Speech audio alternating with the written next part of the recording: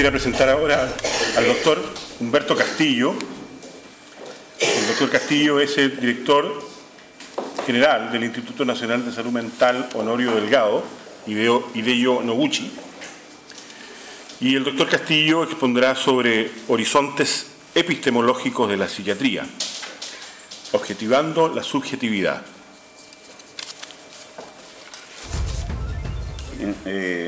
Muy buenos días.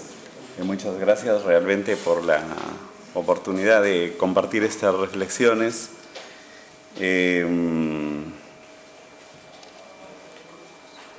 Bueno, yo voy a hablar en español porque no hablo inglés y he podido entender más o menos el 30% de lo que los colegas nos han contado, y eso me da también una cierta libertad para colocar algunos temas que bueno, en fin. Quiero agradecer al doctor Renato Alarcón que me alentó con este artículo, que en realidad para mí es también un desafío poder hablar de esto y no perderme en el intento. Voy a partir leyendo un párrafo con el que inicia Boaventura dos Santos, uno de sus libros que a mí me parece de lo más desafiante, que es el tema de descolonizar el saber y reinventar el poder. Él dice: vivimos en tiempos de preguntas fuertes y de respuestas débiles. Las preguntas fuertes son las que se dirigen más que a nuestras opciones de vida individual o colectiva, a nuestras raíces, a los fundamentos que crean el horizonte de posibilidades entre las cuales es posible elegir. Por ello son preguntas que generan una perplejidad especial. Las respuestas débiles son las que no consiguen reducir esa complejidad, sino que por el contrario la pueden aumentar. Bueno, vamos a dar seguramente una respuesta débil a una pregunta fuerte, y la pregunta fuerte en este caso es esta sensación que podemos tener ahora de que la psiquiatría y especialmente las clasificaciones internacionales de las enfermedades mentales o de los trastornos no pueden dar cuenta plenamente de los problemas de salud mental, de salud enfermedad, de la vida mental de las personas. Creo que tenemos como esa convicción, pero al lado también tenemos casi la convicción de que no podemos hacer nada de psiquiatría si no estamos haciendo o trabajando con los manuales de clasificación. Entonces, ¿cómo así hemos llegado a esto? Y cómo de alguna manera podemos buscar las salidas a esto.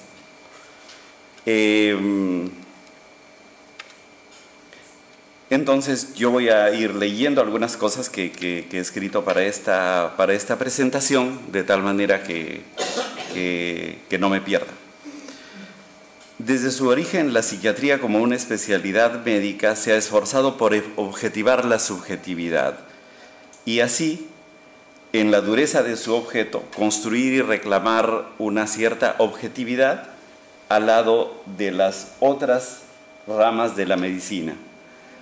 Era difícil este tema porque a los psiquiatras y a la psiquiatría de alguna manera el otro lado de la medicina nos miraba raro. O sea, yo trabajaba en una clínica general y cuando llegábamos a las reuniones del cuerpo médico decían, llegó el psiquiatra, y la gente se pone de alguna manera en una predisposición diferente, como si nuestra práctica sería algo esotérica, algo diferente a lo que es la práctica de la medicina. Creo que esta tarea de objetivar un objeto subjetivo, o sea, porque estamos sobre eso, sobre las experiencias subjetivas de las personas y buscamos construirlo en objetos que puedan ser asibles, intervenibles, desde una ciencia como la medicina. Entonces creo que esto lo hemos logrado bastante bien y lo hemos logrado a través de la conformación del síntoma como un objeto, básicamente apoyándonos en la forma más que en el contenido. Entonces ya no cabe duda a un psiquiatra o a un médico, no le cabe duda que la depresión, la esquizofrenia son objetos tan concretos como una hepatitis o como cualquier otra enfermedad y por tanto son susceptibles de ser diagnosticadas y tratadas. Sobre esta base también de objetivar la subjetividad a través de la forma, hemos podido construir una epidemiología psiquiátrica. Y esta epidemiología psiquiátrica es capaz de calcular prevalencias, incidencias, factores de riesgo, hacer predicciones y nos ha permitido plantear, digamos, esta cantidad de problemas de salud mental, de trastornos y decir ahora, por ejemplo, que el 20% o 25% en algunas encuestas más de la población tiene algún trastorno mental y de alguna manera sea susceptible de algún tipo de diagnóstico o tratamiento. También nos ha permitido establecer las relaciones de costo-beneficio, de costo-eficacia o de impacto económico de esto y poder decir también que las enfermedades mentales, las enfermedades neuropsiquiátricas o que la depresión no es, digamos, la primera causa de carga de morbilidad en el grupo etario de 15 a 45 años en el Perú y seguramente sabemos que en el mundo ocupa un papel predominante. Con el desarrollo de las neurociencias, también nos permite encontrar esta asociación entre esta expresión mental con alguna forma más o menos evidenciable a una epistemología más positivista, ¿no? Y poder plantear, digamos, la psiquiatría también como una ciencia híbrida, como lo plantea el doctor Germán Berríos. Creo que hemos convencido a esta altura, ¿no? Hemos convencido a otros médicos, profesionales de la salud, salubristas, politólogos, políticos, tomadores de decisiones, de que es rentable atender los problemas de salud mental y que es posible que podamos tener eficacia en ellos. Muchos países han emprendido reformas, el mercado de psicofármacos se expande exponencialmente, la atención psiquiátrica va permeando el sistema general de la atención. Podemos decir, digamos, que la psiquiatría psiquiatrizó de alguna forma la medicina, ¿no? Y la medicina incorporó también a la psiquiatría. Cuando vemos en este punto, podemos un poquito pasar a un sueño de que la psiquiatría y la salud mental podrían haber llegado a un punto importante, digamos.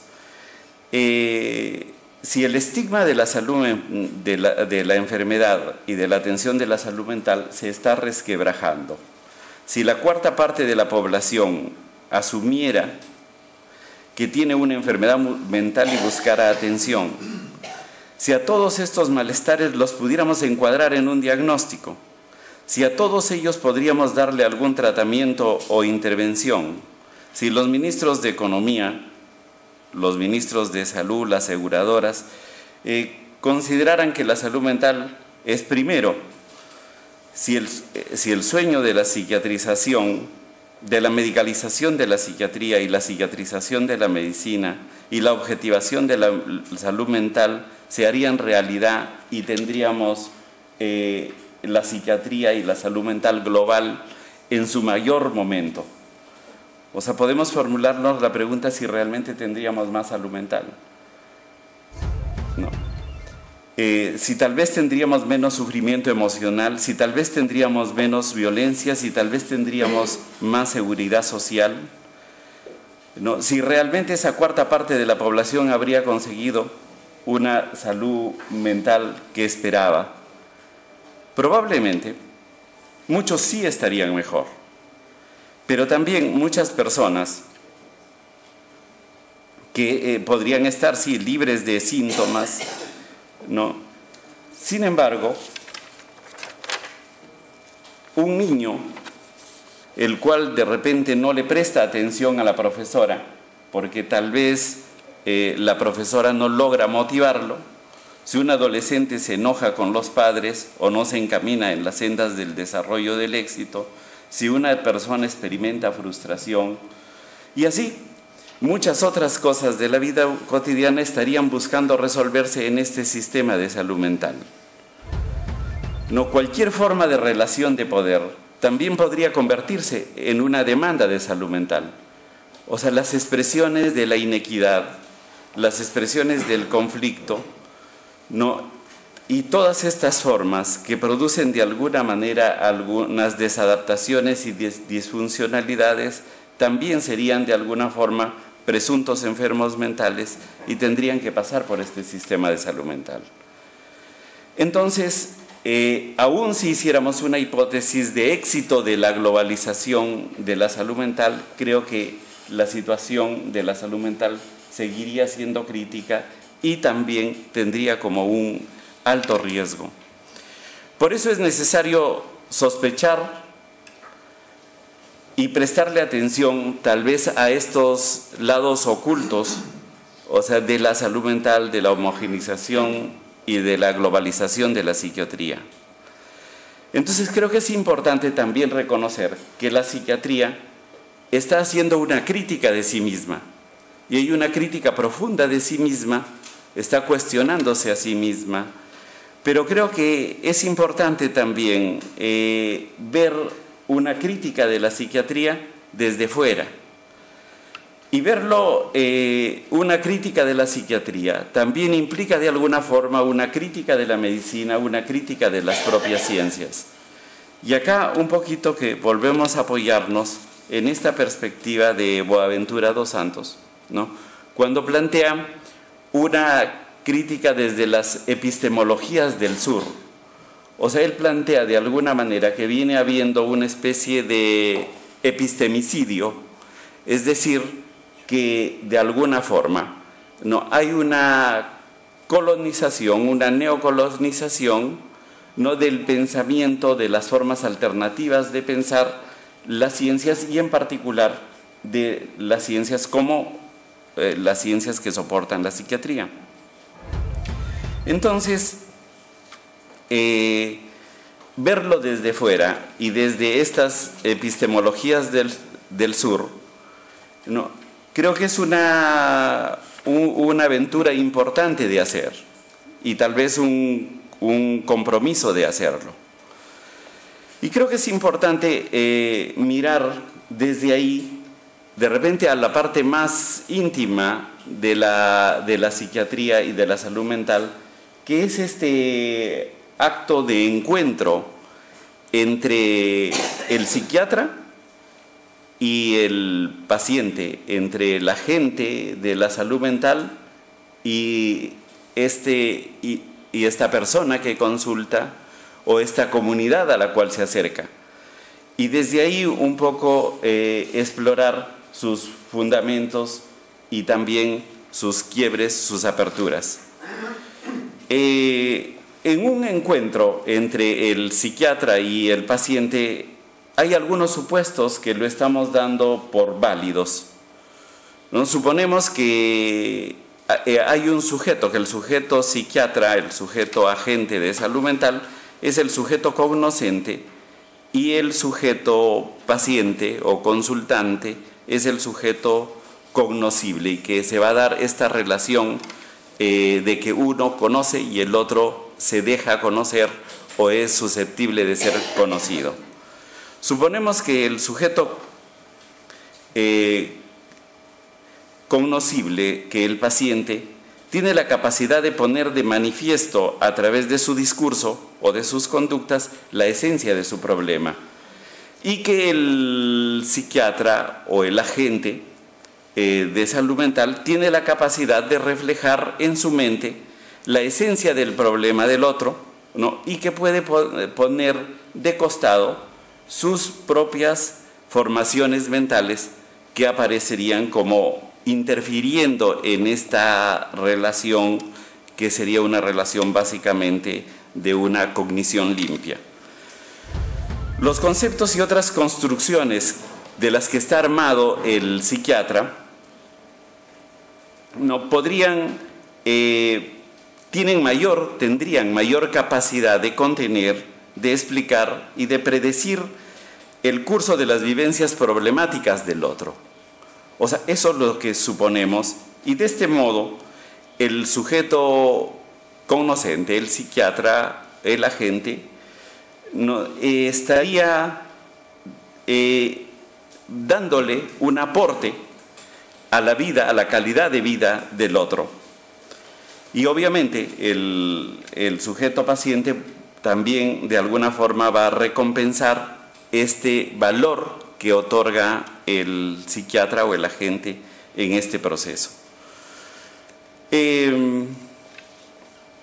Este proceso se hace recurrente, y en esta recurrencia, en el repetirse varias veces, va ganando su legitimidad y su expansión y hasta su globalización.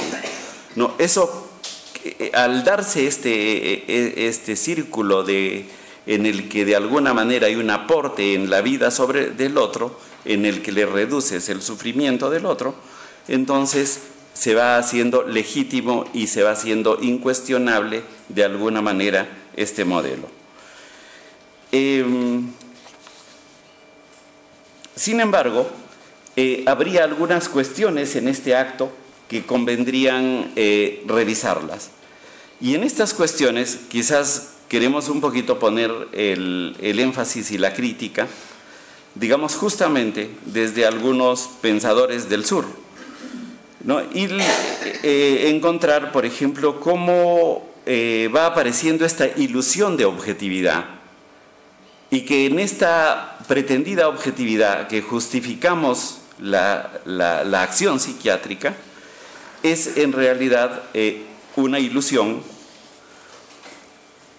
Y acá vemos y recurrimos a un pensador importante de acá, justamente chileno, ¿no? Como Humberto Maturana. Humberto Maturana cuestiona de modo esencial la objetividad y la neutralidad del conocimiento, al poner al mismo conocimiento como un mecanismo adaptativo de las especies de acuerdo a sus propios modos de existencia y en sus contextos correspondientes. O sea, lo cual saca el conocimiento solamente de la especie humana y lo va a poner en todas las especies, y va a poner que ese conocimiento está regido por básicamente la forma como se organiza ese ser vivo. Cuestiona el propio proceso de la percepción y la realidad como independiente del sujeto, que suele ser la base de la objetividad. La realidad, o lo que vivimos como tal, no es más que una construcción de nosotros mismos como parte de los intercambios que se dan entre nuestra organización como seres vivos, organización peculiar, con nuestro entorno. O sea, el conocimiento no es más entonces que una forma de adaptarse al medio, y solamente podemos ver lo que nos resulta significativo para nuestra existencia. Lo que no resulta significativo para nuestra existencia no tiene sentido. Y esto que lo reflejamos como realidad no es más que esa negociación entre tus necesidades adaptativas y los elementos significativos del medio que permiten esa existencia.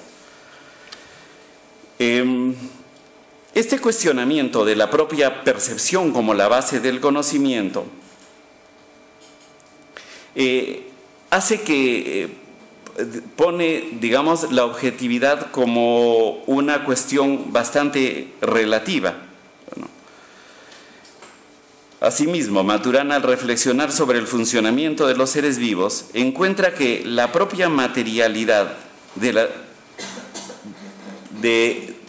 la realidad, de lo que aparece como realidad, no es la base de la objetividad, porque es lo que quedaría de manifiesto de que muchas que en un ser vivo, en cualquier objeto, lo fundamental es la organización, más no el contenido, la materia. Puede ser que en términos materiales los huesos que tenemos ahora no son los mismos huesos que teníamos antes, sin embargo, siguen siendo huesos.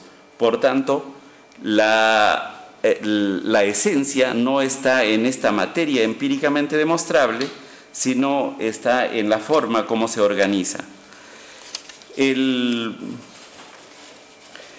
pensar de ese modo creo que es un tema muy importante para la psiquiatría, porque de alguna forma nos devuelve y nos da legitimidad a esta forma que planteamos de objetivar el síntoma en su forma y no en su contenido. Pero a la vez nos permite una apertura y pone casi en el mismo nivel epistemológico a diferentes y a otras formas de pensar, de entender, de explicar los procesos mentales. Entre ellos, por ejemplo, al psicoanálisis, a las psicologías sistémicas y a una diversidad de experiencias de pensar, actuar, los va poniendo como en el mismo suelo epistemológico, en el mismo nivel epistemológico, al de alguna forma demoler esta jerarquía que se da sobre la evidencia empírica. Y creo que de esta manera también, de alguna forma, cuestiona esta forma de pensar la psiquiatría como un asunto fundamentalmente basado en evidencias o en un cierto tipo de evidencias que son evidencias que devienen más de epistemologías positivistas. En Maturana también, al plantear el conocimiento como una función biológica que nos permite adaptarnos a los entornos, nos permite pensar que todas las especies tenemos diferentes formas de conocer, de intercambiar información con el medio, que ésta está dada por las diferentes formas de existir. Y en la especie humana se destaca justamente este rasgo más de un conocimiento que busca abstraer y representar en la mente los objetos, manipularlos en la mente, ¿no? Y de esa manera poder ser más eficiente en su acción con el medio. Esta forma de pensar, esta necesidad del ser humano de abstraer y por ende de proyectarse más en horizontes temporales, ¿no? Es lo que marca la característica fundamental del ser humano, y también esta necesidad de coexistir, de estar juntos para poder de alguna manera compartir, intercambiar toda esa información que va a ser útil para nuestra existencia. Esto va poniendo también a la cultura como un elemento fundamentalmente biológico, como la resultante de estas necesidades de adaptación, y al mismo tiempo esta construcción de pautas que vamos encontrando las personas, los seres humanos, que nos van a posibilitar entonces actuar de modos más eficientes. Estas pautas, cuando se hacen recurrentes, se hacen persistentes, parecen en algún momento como si fueran externas a uno mismo, externas al sistema, e incluso se consideran o se sienten como hechos o como estructuras físicas, y de ahí deviene todas estas formas también del positivismo de las ciencias sociales, que hace que las personas estemos como constreñidas en base a estructuras y que nos van pautando los modos de actuar de tal manera que nuestra acción no resulta una acción libre, espontánea, sino constreñida bajo estas estructuras. En el marco de esos constreñimientos, que muchas veces son implícitos, ¿no? Es que tenemos que desarrollar los procesos interactivos, los procesos de conversación, por ejemplo, los procesos también de la relación médico-paciente, psiquiatra-paciente, de la relación con las comunidades. Y entonces, allí, en esas estructuras que no la percibimos, ¿no?, se van dando señales, y cuando estamos frente a un otro, inmediatamente tenemos la información de ese otro como diferente a nosotros, como perteneciente a alguna de estas estructuras, de estos segmentos sociales, y nos genera alguna forma de respuesta, ya sea de aproximación o de distanciamiento, y eso principalmente mediado por emociones de deseo, de rechazo, de miedo, de gusto, ¿no? Y sobre eso viene el tema de la razón, que muchas veces su función principal es básicamente corregir de alguna forma estos deseos, estos impulsos, estos orientadores de nuestra conducta, ¿no? Y en otros casos solamente legitimarlo. Entonces, de acá vamos saliendo a planteamientos de que la razón no es principalmente lo que va a regir el comportamiento y el acercamiento entre las personas, y que más bien la razón llega luego para poder justificarlo o legitimarlo. Esto nos lleva a que habría tanto en la escena de la consulta como en la escena, en el escenario de la política, no como en el escenario de los servicios, habría una lucha cognoscitiva que aparece razonable, que aparece sobre el eje de una razón, pero donde la razón está bastante ligada al poder, y que solamente lo razonable se hace razonable en tanto está conectado a una estructura de poder. Y entonces, ahí podemos encontrar cómo la psiquiatría se puede convertir, y de hecho se convierte en un dispositivo, en un mecanismo no solamente de diagnóstico, de tratamiento, de liberación, sino también en un dispositivo biopolítico, como se plantea desde, por ejemplo, la perspectiva de Foucault, ¿no? Y entonces, en esta psiquiatría, que de alguna manera viene siendo también un instrumento de política, o sea, un instrumento en el que más allá de las funciones que tenemos sus operadores, también terminamos de alguna manera ejecutando o actuando las intenciones globales, ¿no?, donde la psiquiatría también puede aparecer más como una caja de resonancia de relaciones complejas de poder. Pero al mismo tiempo también en este espacio pequeño, en el espacio del consultorio, en el espacio de los servicios, en el espacio de la política, también podemos convertir a la psiquiatría en un espacio de liberación, de democratización, de articulación de las personas, y un espacio de aprendizaje. Pero quizás para que podamos aprender tenemos que tener la capacidad de seguir escuchando al otro, de la escucha activa del otro, de la escucha crítica, y tal vez del que podamos poner en cada momento, no, relativizar nuestras propias categorías, relativizar nuestro propio conocimiento. Tal vez en la idea de una psiquiatría prudente, más modesta, una psiquiatría prudente para nuestra gente decente, ¿no? Eso es un poco el planteamiento. Gracias.